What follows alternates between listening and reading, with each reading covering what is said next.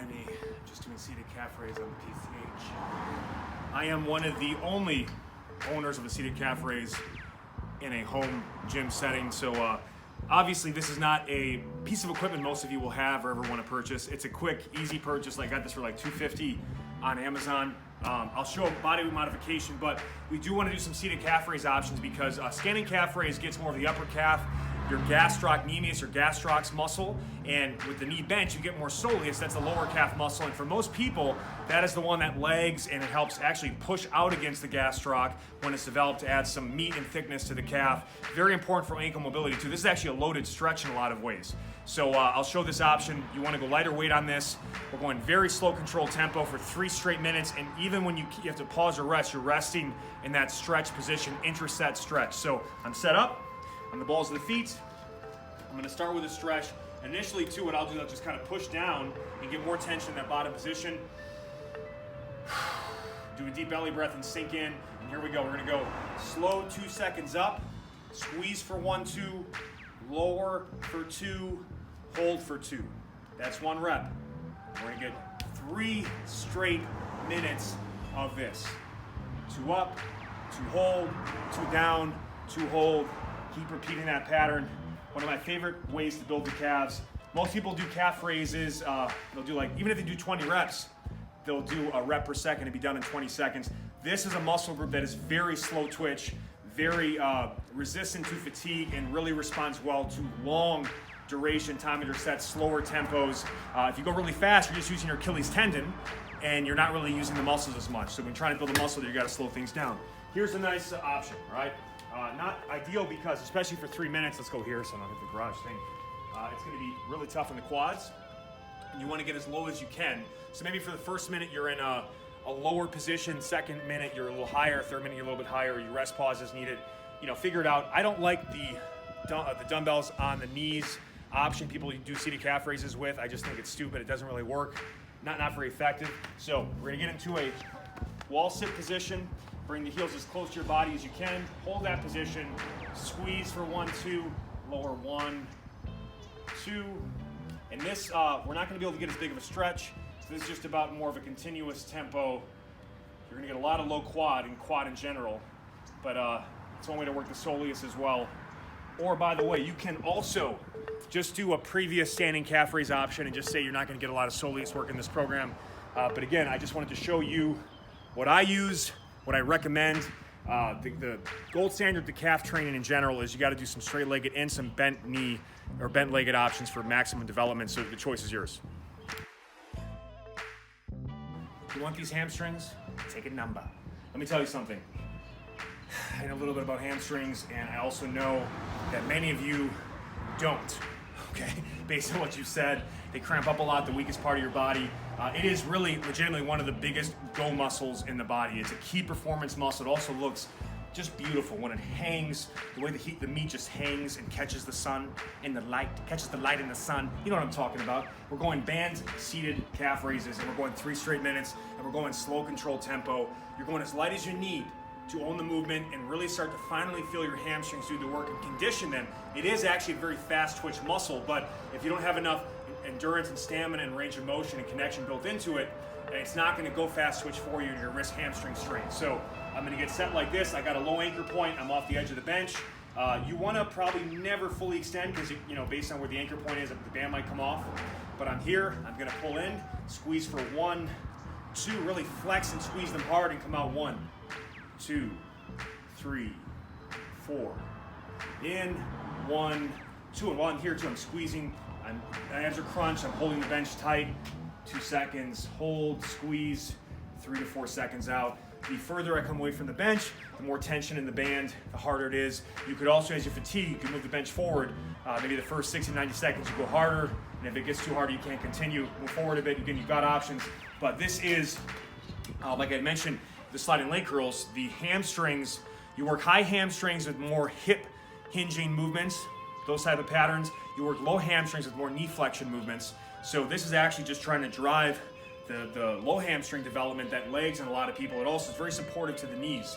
Many people that do, it's a common thing for powerlifters or bodybuilders to do, they'll do high rep band leg curls or high rep leg curls in general on a machine maybe, and then do sets of squats. And because you flood the hamstrings with blood, especially the low hamstrings, it gives stability and support to the knee joint on squats. So there's a lot of cool things that this can help with. I've got it earlier on in the workout too as a kind of a built-in warm-up, a knee protector, but also this is an area that legs, for many of you, we are gonna build freaking awesome hamstrings by the end of this year.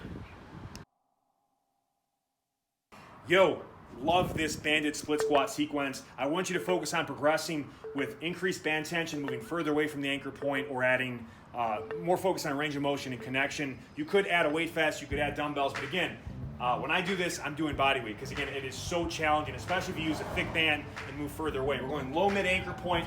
You've got two options, 90 seconds each leg, start weak side.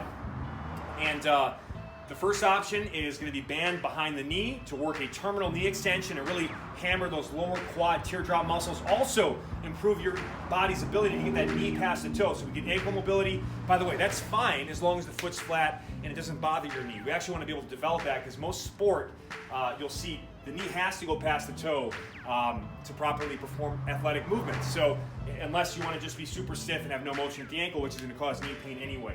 So here we go. The terminal knee extension people have seen, where basically you just work on either people go like this sometimes and do that, or you keep the foot flat and let the knee drive forward and come back this way. But we can actually get that into a split squat position. So I'm locked in. I'm going to go eccentric, isometric on both options. So 1, 2, 3, 4. Hold for 1, 2, and then as I come up, I squeeze and hold that quad hard for 1, 2. And I keep repeating that pattern. 2, 3, 4, 1, 2, 1, 2. 90 seconds of that, and then immediately switch sides. And again, you've got to get the leg in and out. So maybe it's 80-10, or it's 90, 10-second transition, and you run 10 seconds over the clock at the end. Again, just don't panic. Make it work for you and your timer. That is that option. I'd recommend going between both options, by the way, since you do 2 rounds of this. To run 1 round band behind knee, other round band behind trail leg hip, just below the gluteal fold. All right? So it's not my butthole, but close. Right there, right underneath that ass cheek. And what that's going to do is drive that back leg hip flexor into more extension and really stretch and open it up. It also forces more weight onto the front leg, so it forces you to pull yourself down. You get crazy glute ham activation on this. So again, same tempo. You also, you might want to consider, instead of having that toe directly forward, a slight turn in. Just like a defensive back would stop, they turn that foot in so you can explode back out quick.